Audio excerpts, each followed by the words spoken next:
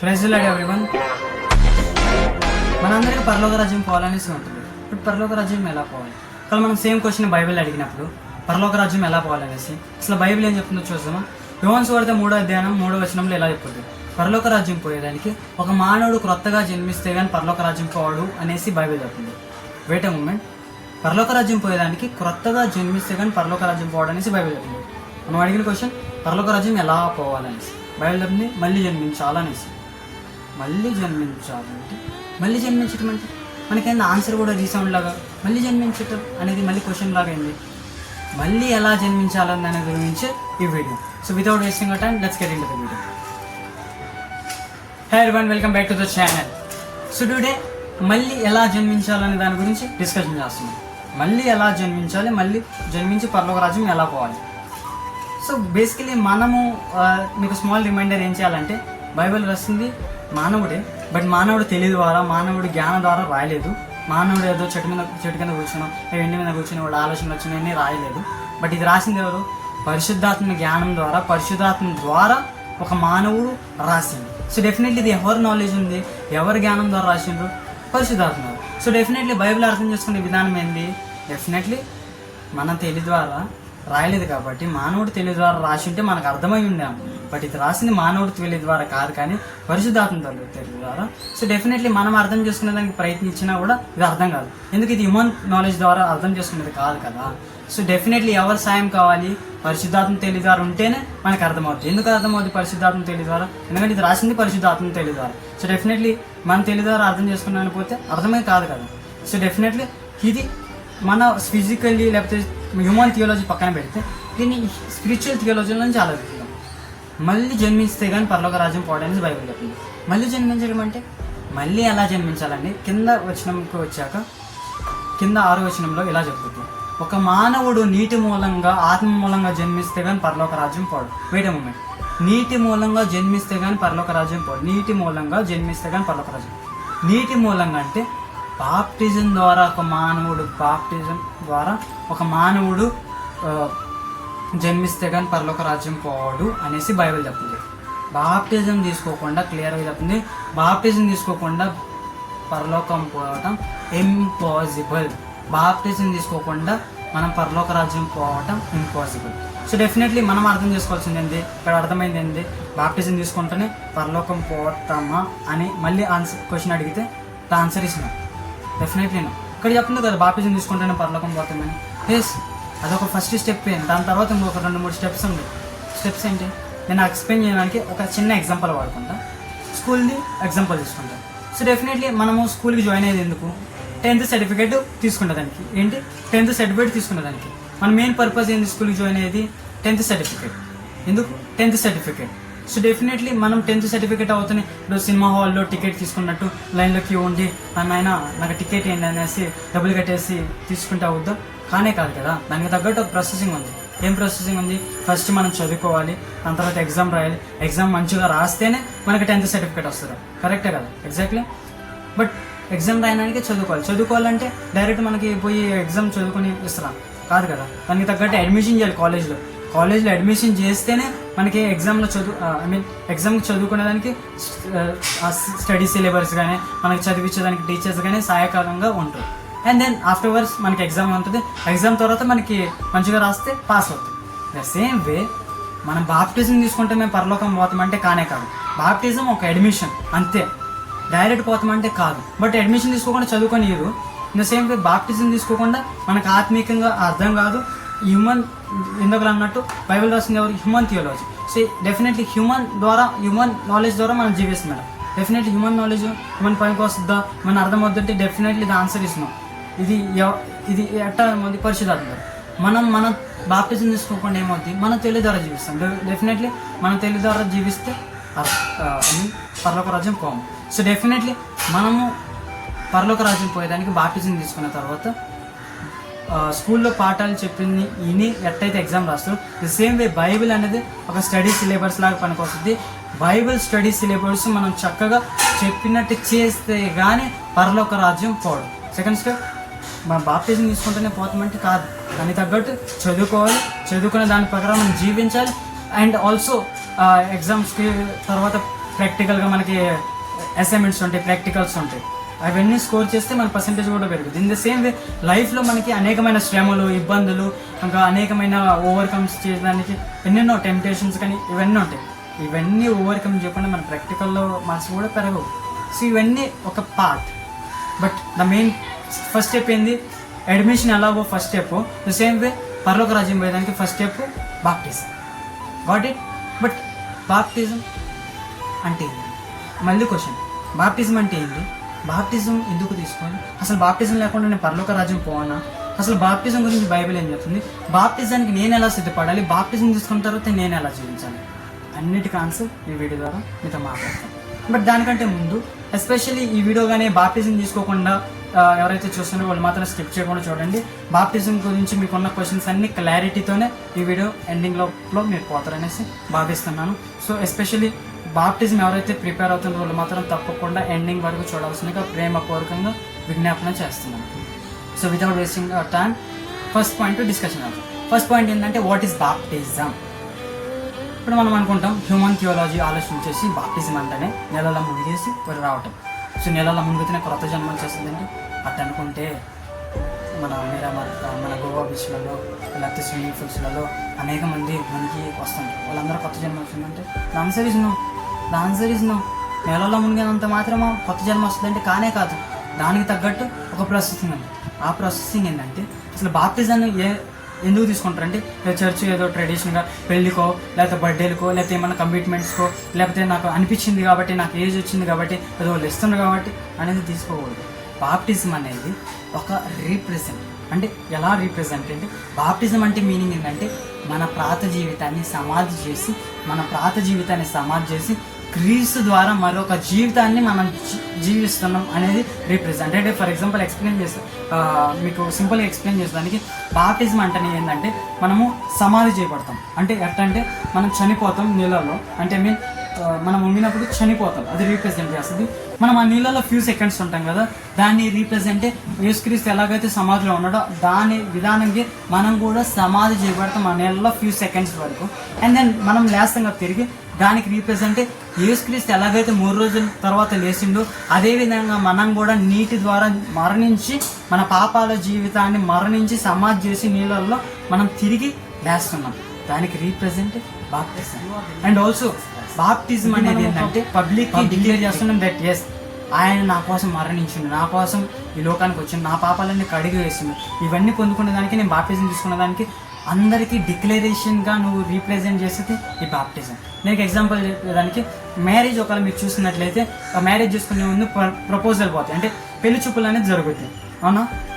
So పెళ్లి చూపులు జరిగినప్పుడు ఏమవుతుందంటే ప్రైవేట్గా జరుగుతుంది. సో డెఫినెట్లీ ప్రైవేట్గా జరిగినప్పుడు ఫస్ట్ మనం చూసుకుంటాం అమ్మాయి మనకు నచ్చిందా లేదా అనేసి, తనకి లోపల మాట్లాడుకోవాల్సింది, పెళ్లి చూపులు అన్నీ చూసుకుంటారు. పెళ్లి మాటలన్నీ జరిగిపోయిన తర్వాత వన్స్ కన్ఫర్మ్ అయిన తర్వాత మీరు గెట్ టుగెదర్ కలిసి ఉండేదానికి అందరికీ డిక్లరేషన్గా మీరు మ్యారేజ్ అనేది నిర్ణయించుకుంటారు. ఇన్ ద సేమ్ వే మీరు మీ పర్సనల్ సేవియర్గా నా కోసం ఆయన మరణించిండని రీప్రజెంట్గా మీరు సేవియర్గా అంగీకరించారు. బట్ పబ్లిక్ డిక్లరేషన్గా బాప్టిజం ద్వారా మీరు అనేది రీప్రజెంట్ చేస్తారు. అర్థమైంది అనుకుంటా. As kind of declaration to others that you are believing Jesus Christ and you are not a worldly human being but a godly human being. దానికి డిక్లరేషన్గా బాప్టిజం. ఇంకా క్వశ్చన్ వస్తుంది, బట్ బైబిల్ వచ్చాక బైబిల్ అసలు baptism గురించి ఏం చెప్తుంది? ఒకవేళ మీరు యేసుక్రీస్తుని అడిగినప్పుడు సేమ్ క్వశ్చన్ బాప్టిజం అంటే ఏందనేసి యేసుక్రీస్తు ఎలా చెప్తుందో మీరు చూడండి. ఒక వ్యక్తి మళ్ళీ జన్మిస్తే తప్ప చూడలేని రాజ్యం ఇది అంటాను. మళ్ళీ జన్మించడమా? అవును. మీ ఉద్దేశం ఒక కొత్త వ్యక్తిలా లేదా అన్యజనుల నుండి యూతులుగా మారడమా? లేదు, నేను మాట్లాడుతున్నది అది కాదు. తిరిగి జన్మించడం అంటే ఏమిటి? నిశ్చయంగా నేను మీతో చెప్తున్నాను, ఒక వ్యక్తి నీరు మరియు ఆత్మ ద్వారా జన్మించకపోతే అతడు దేవుని రాజ్యంలో ప్రవేశించలేడు.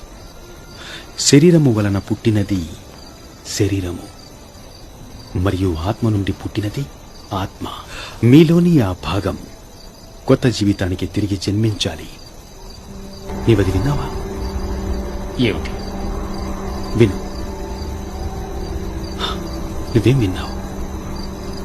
గాలి అని ఎలా తెలుసు? దాన్ని అనుభూతి చెందగలను. దాని ధ్వని వినగలను. ఎక్కడి నుంచి వచ్చిందో తెలుసా? లేదు. ఎక్కడికి వెళ్తుందో తెలుసా? లేదు. ఆత్మ ద్వారా మళ్లీ జన్మించడం అంటే అలాగే ఉంటుంది. ఆత్మ మీకు మర్మంగా అనిపించే రీతిలో పని చేయవచ్చు. మీరు ఆత్మను చూడలేనప్పటికీ మీరు దాని ప్రభావాన్ని గుర్తిస్తారు. నేను మాటలు మాట్లాడడం కంటే ఎక్కువగా చేయడానికి వచ్చాను. మరిన్ని అద్భుతాలు. నిరాశపరుస్తున్నందుకు క్షమించండి.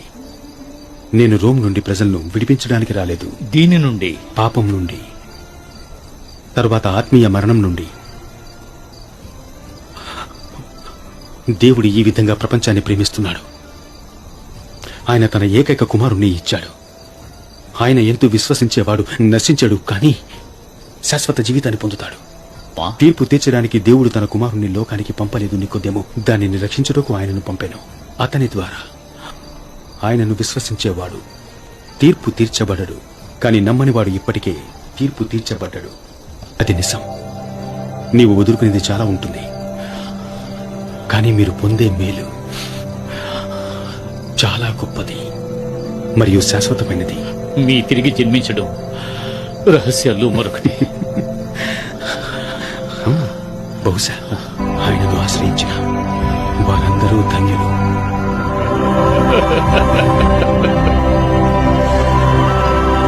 బాప్టిజం అంటేనే సో ఆయన క్లియర్గా అక్కడ ఏం జరుగుతుందంటే స్మాల్ సమరీ చెప్తా. అక్కడ ఏం జరుగుతుందంటే జీసస్ ఉంటాడు. నికోడిజం అంటే the teacher of the law, అంటే ధర్మశాస్త్రం బోధించి ఒక పాస్టర్ ఉంటాడు. ఆ పాస్టర్ వచ్చి యేసుక్రీస్తుని అడుగుతాడు. ఏమని అడుగుతాడంటే మేము పరలోక రాజ్యం ఎలా పోవాలనేసి. మనం వెనకాల అడిగినాం కదా ఫస్ట్ క్వశ్చన్, పరలోక రాజ్యం ఎలా పోవాలనేసి. ఆయన కూడా క్వశ్చన్ అడిగింది ఏమని అంటే పరలోక రాజ్యం ఎలా పోవాలనేసి. అప్పుడు ఆయన చెప్తాడు పరలోక రాజ్యం పోయేదానికి ఒక మానవుడు క్రొత్తగా జన్మిస్తే కానీ పరలోక రాజ్యం పోవడనేసి ఆయన చెప్తాడు. మనకు వచ్చినట్టే నికోడిజం కూడా వచ్చింది. మళ్ళీ జన్మించడం అంటే డెఫినెట్లీ మనకి హ్యూమన్ థియాలజీ కాదు, మనం హ్యూమన్ ఎక్కువ ఆలోచిస్తాం, హ్యూమన్ నాలెడ్జ్ పెట్టి. సో డెఫినెట్లీ ఆయనకు కూడా అర్థం కాక నేను మళ్ళీ జన్మించినావు కదా, మళ్ళీ మా తల్లి గర్భంలో ఎందుకు అద్దోడినైనా మళ్ళీ ఎలా జన్మించాలనేసి ఆయన ఆన్సర్ చేసింది. యేసుక్రీస్తు అంటాడు, నాయన బంగారకొండ, నా ఉద్దేశం అది కాదు. ఒక మానవుడు శారీరకంగా అర్థం చేసుకున్నాడు కాబట్టి నీకు అట్లా అర్థమైంది, బట్ అది కాదు. ఒక మానవుడు క్రొత్తగా జన్మించడం అంటే నీటి మూలంగా ఆత్మ మూలంగా జన్మించితే కానీ పరలోక రాజ్యం పోడు అనేసి యేసుక్రీస్తు ఉద్దేశం. అంటే ఫిజికల్ బర్త్ కాదు, స్పిరిచువల్ బర్త్గా మనం జన్మిస్తే కానీ పరలోక రాజ్యం పోవడం అనేసి ఉద్దేశంతో యేసుక్రీస్తు చెప్తాను. సో క్లియర్గా ఇక్కడ ఆయన కమాండ్మెంట్ ఇస్తుంటాడు. బైబిల్ అనేది మనకు గుర్తుపెట్టుకోవాల్సింది ఏంటంటే ఇదేదో సజెషను, ఇదేమన్నా ఒక అడ్వైజు, నీకు ఇష్టమైతే చెయ్యి అనేసి కాదు. నీకు పరలోక రాజ్యం పోవాలి, నీ పాపాలు కడిగివేయబడాలి, నీకు కానీ నీ జీవితం ఎలా జీవించాలో అర్థం కాకుండా నీ వల్ల కొల్లమవుతున్నావు అంటే అన్నిటికీ ద ఆన్సర్ ఈజ్ బాప్టిజం. ఇది commandment. This is not a advice, this is not a suggestion, this is not something else. This is a commandment. You must take baptism to enter the Christ kingdom, to enter the God's kingdom. Unless you take the baptism, you cannot enter. క్లియర్గా చెప్పలేదు. But ఇంత చెప్పిన తర్వాత కూడా నీకు అనిపిస్తుంటుంది baptism అసలు అవసరమా, బాప్టిజం తీసుకోకుండా పరలోక రాజ్యం పోవడానికి? ఆన్సర్ ఇస్తుంది డెఫినెట్లీ. బాప్టిజం తీసుకోకుండా నేను పరలోక రాజ్యం పోవడానికి ఇంతకుముందు వస్తుంది చూస్తున్నాను. ఇంకా బాప్టిజం అవసరమా నీకు అనిపిస్తే wait a moment, I will prove it. మనము ఎఫెసియన్స్ చాప్టర్ 6:2 చూసినట్లయితే అక్కడ ఏమని ఉంటుంది అంటే మనము మన తెలివి ద్వారా మన కష్టార్జితం ద్వారా రక్షించబడలేదు, బట్ అది ఆయన కృప ద్వారా మనం రక్షించబడినాము. ఆయన కృప ద్వారా మనం ఈరోజు ఇంత స్వేచ్ఛగా ఉండమనేసి బైబిల్ చెప్తుంది. ఇంత స్వేచ్ఛ మనం పొందుకోవాలి, ఆయన చేసిన సాక్రిఫైస్ మనం పొందుకోవాలంటే మనం ఏం చేయాలి? ఆయనలో మనం సమాధి అయ్యి ఆయన ఎలాగైతే తిరిగి లేచిండో మనం కూడా మన ప్రాత జీవితాన్ని సమాధి చేసి మూడో రోజు ఆయన ఎలాగైతే లేచిండో మనం కూడా నీటి మూలంగా సమాధి చేయబడి లేస్తే కానీ పరలోక రాజ్యం పరలోక రాజ్యం మనం పోము, మనం జీవించలేం. క్లియర్గా అర్థమైంది అనుకుంటున్నా. మనం బాప్టిజం ద్వారా మనము యేసుక్రీస్తుని ధరించుకున్నాము. మనలో మనం కాదు కానీ యేసుక్రీస్తు మనలో జీవిస్తుందనేసి గుర్తుపెట్టుకోండి. అండ్ ఇంకా బాప్టిజం అవసరమా అని నీకు అనిపిస్తుంటే దానికంటే ముందు బాప్టిజం ఎందుకు తీసుకోవాలో నేను ఇన్ని చెప్తున్నా. బాప్టిజం ఎందుకు తీసుకోకూడదు అనేసి నీకు అక్కడ ఆన్సర్ ఉందా? అక్కడ నుంచి కామెంట్ బాక్స్లో మెన్షన్ చేయి ఎందుకు నువ్వు బాప్టిజం అలా తీసుకోవట్లేదు. కానీ మీరు ఇంకా బాప్టిజానికి సిద్ధపడి ఉండరు, బాప్టిజం ఎలా తీసుకోవాలి మీకు అర్థం కాకపోతే ఇంత చూసిన తర్వాత కూడా కానీ మీకు బాప్టిజం తీసుకోవాలని అనిపించే మాత్రం కంగ్రాచులేషన్. బాప్టిజం తీసుకునే దానికి కొన్ని ఇంపార్టెంట్ ఇన్స్ట్రక్షన్స్ ఉండి బాప్టిజం తీసుకునే ముందు మీరు ఇంపార్టెంట్ గుర్తుపెట్టుకోవాల్సింది ఏంటంటే అసలు బాప్టిజం ఏంటో తెలుసుకోండి. ఇంతకు ముందు చెప్తున్నట్టు బాప్టిజం అంటే మీ తర్వాత జీవితాన్ని సమాధి చేసి క్రొత్త జన్మ ఎత్తటమే, క్రీస్తుని ధరించుకోవటమే బాప్టిజం. ఇంకా మంచిగా బిబ్లికల్ థియాలజీ ప్రకారం అసలు బాప్టిజం ఏంటో తెలుసుకోండి. మంచిగా యూట్యూబ్ ఉంది, గూగుల్ ఉంది, దగ్గరలో ఉన్న పాస్టర్స్ కాంటాక్ట్ అవ్వండి, మంచిగా బాప్టిజం గురించి ప్రిపేర్ అవ్వండి, తెలుసుకోండి అసలు బాప్టిజం ఏంటో అనేసి. And second point, believe in Jesus. అసలు నా కోసం ఆయన ఈ లోకంలో వచ్చిండు, చేయని తప్పుకి బలైండు, నా తప్పులన్నీ ఆయన మీద వేసుకుని శిలువలో మరణమైండు, నా కోసం కొట్టబడిండు, నా కోసం ముళ్ళ కిరీటం పెట్టుకుని నా కోసం శిలువలో యాగమైండు.